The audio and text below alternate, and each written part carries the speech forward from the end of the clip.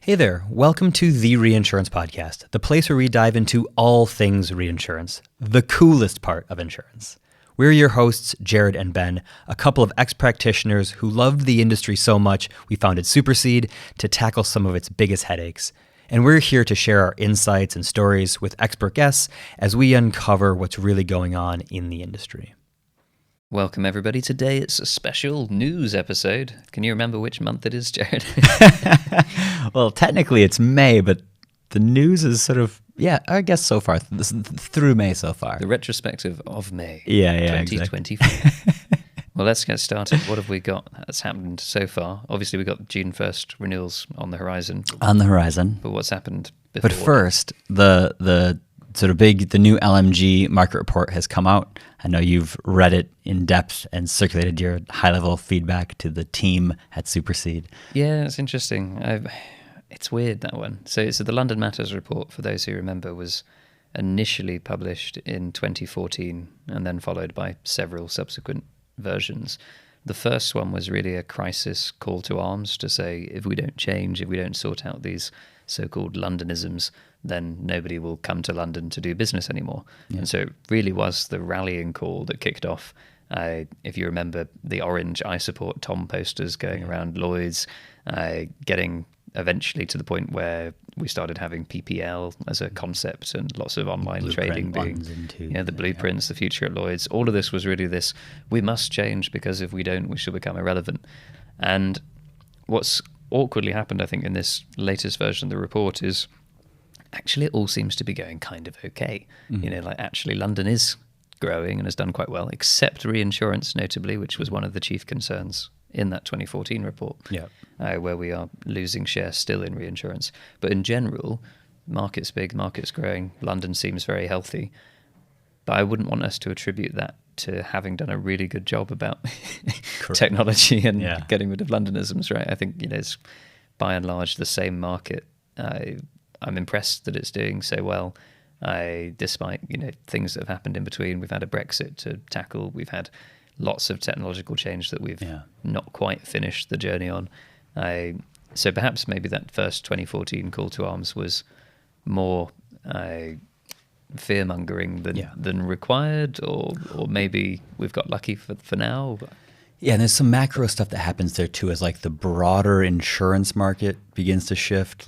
Lloyd's becomes an interesting place to get hard things. When the market's soft and people are deploying, writing risk in all categories, it's easier to sort of push down on London. But if the market begins to be tough and London becomes the only place to get stuff insured the way it used to be, the role reinsurance will play in the London market is one to watch. Yeah, definitely. It's a much more just pure capital intensive play, and London is not as effective in that camp. With a strategy that they'll come out with, if they deploy a specific reinsurance strategy, will be very, very interesting. Yeah, it's interesting actually on that point. On the capital side, we have seen lots of money put behind Lloyd's entities to capture some of that hard market growth and interest, and the market has soared there. But interestingly, where it's struggled a bit more is that reinsurance side. To some extent, people looking for a bit more interaction with the London Bridge vehicles for the ILS side as well.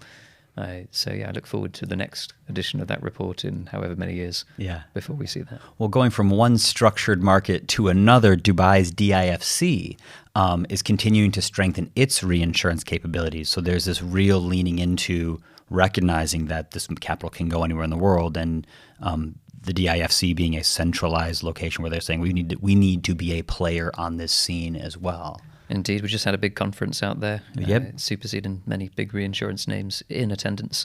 And I think trying to put their mark on the world stage already with a few billion of premium being done out of Dubai. And they're, according to these reports, optimizing now and just refining to make it the ideal place to do business. So watch out, London. Yeah. You have challenges emerging on all sides. Shifting to a bit of as we come into summer renewals, perfectly timed extreme weather reports here from coming out of Aon. Extreme weather sweeps across the United States, billions in losses being predicted. This was that time of year. And it was everywhere. Yeah. I don't know if you saw the sort of detail. It was like that try and name all of the 50 US states kind of game. Exactly. Trying to name somewhere that Alaska, wasn't unimpacted. Exactly. It was quite tough finding somewhere that wasn't. We had tornadoes sweeping. We had tons of rainfall causing flooding. We had, wanton destruction across a large part of the US. So estimates there for billions of losses, I think. But anytime it's listing like hail or flooding over a certain depth and then there's 6 states, in that following, and to end that sentence is never a good sign. Yeah.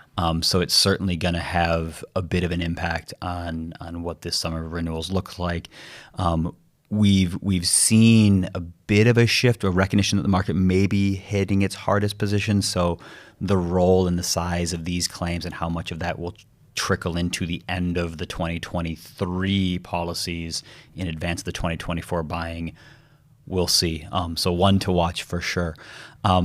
But despite that, we're seeing European reinsurers on track to beat FY targets following Q1 profits. So start of the year, super good. People are making money, it seems. Yeah, no, it's looking all very strong for the reinsurers, obviously continuing to benefit from, one, a very hard market, and two, the fact that there's only a handful of them nowadays, right? Those big specialist reinsurers performing really well so far. But in some cases, some insurers getting caught in the middle. I think we've seen Europe as one of the ones that's come up in the news recently under quite a bit of margin pressure. Yeah. Well, that's the next article on the list here, is looking at the European insurers facing this sort of margin crush. If premiums aren't able to go up, they're going to be trapped. And it feels familiar and akin to the Florida conversation we had before, where it's like, if the insurers can't charge more and the reinsurers are charged, they need to get a place where they can make their own cost of capital, or at least have it where there's enough premium that's of interest to the reinsurers to take. Yeah.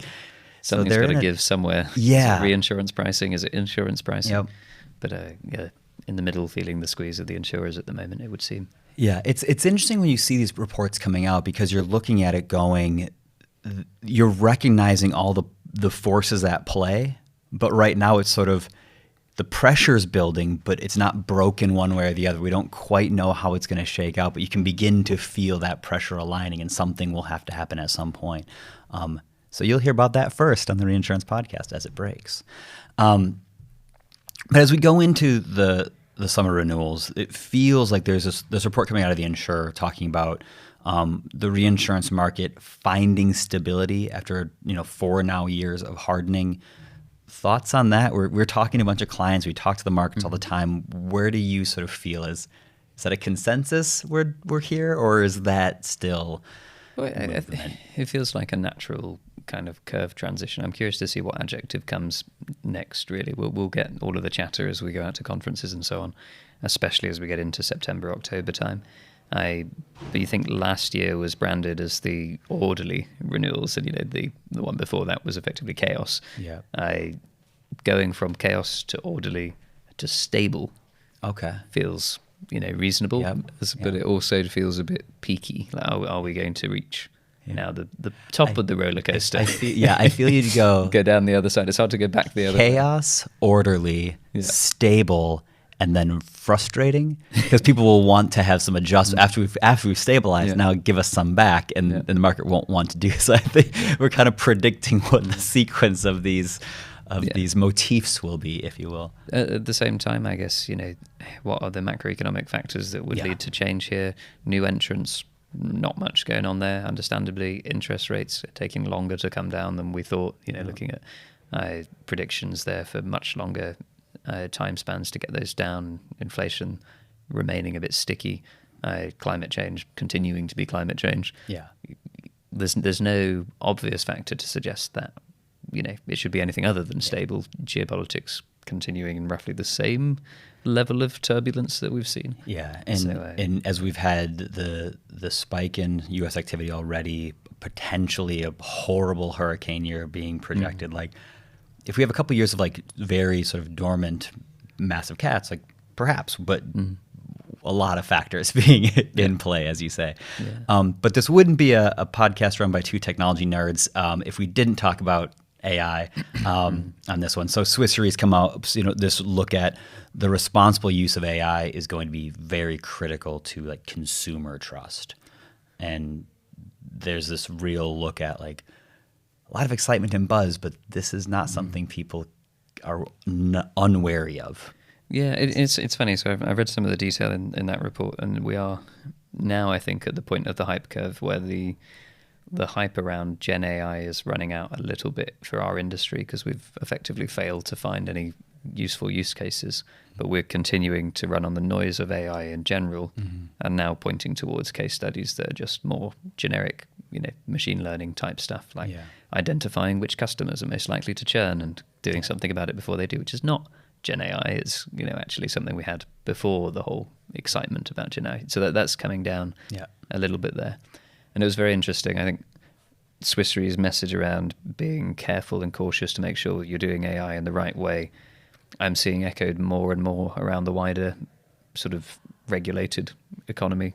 In general, I went to a big event with a big global bank the other day where they brought out their AI people to talk about their strategy, and it was effectively, we aren't doing any, was their commitment. We're not doing AI. We're not doing Gen AI for now.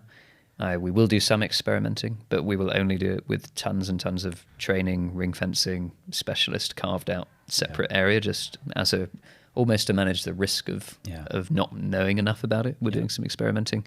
And the training that we're offering internally is for people to be able to talk knowledgeably about AI. So they've got various levels of certification and internal training that they can do across the bank to be someone who can talk with customers, with in public about AI, but not actually doing any of it, which is a big statement for a big bank where you think, is Gen AI going to upset financial institutions? This is a big bank saying no. Yeah.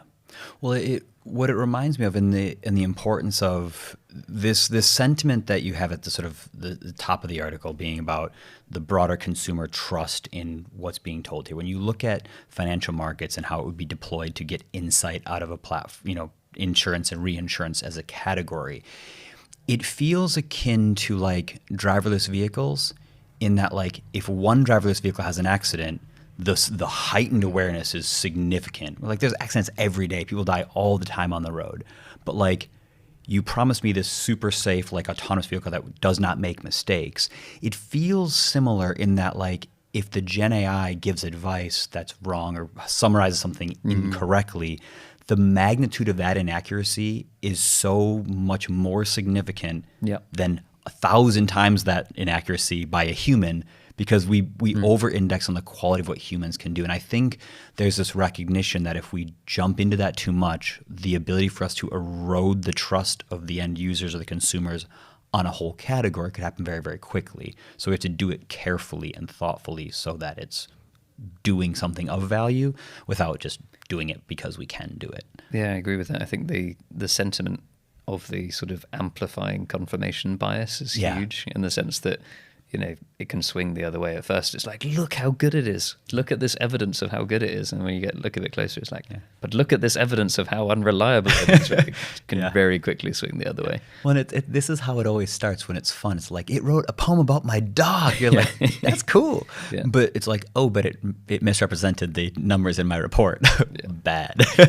So getting that balance right, so people, it's still powerful and it's still able to do really impactful things, but people are really pointing it towards like things that matter and making sure we ensure consumer trust all the way through. So there we are, another news episode / long tangent. What did the rest of the year hold in front of us? We've got some renewals to touch on next month.